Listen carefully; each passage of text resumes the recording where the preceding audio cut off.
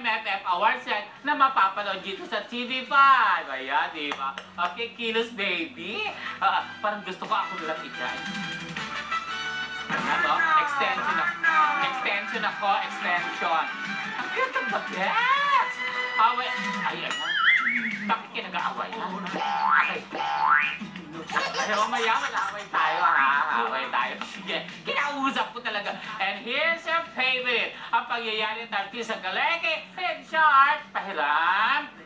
P-A-K.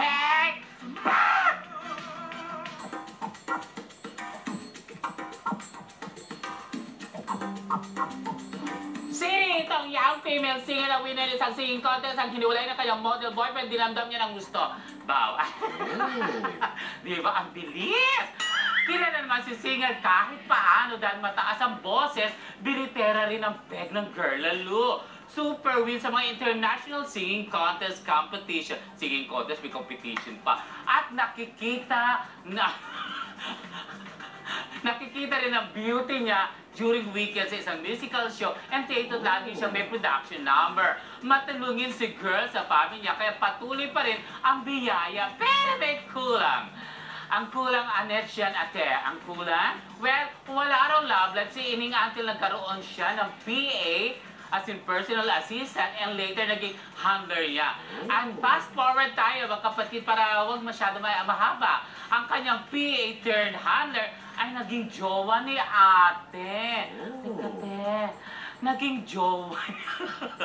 Alam mo ba, ang naging jowa niya, kasi ang boyfriend niya, model turned actor. Ang naging jowa niya, yung handler niya, isa palang P-Bird, like you.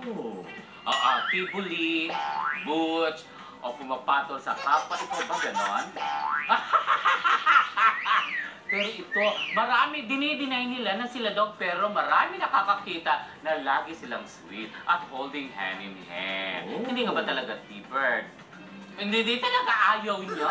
O eto, kinukonfirm na singer na jowa niya kanyang karelasyon. Pero ayon sa people sa paligid, confirm daw na sila well.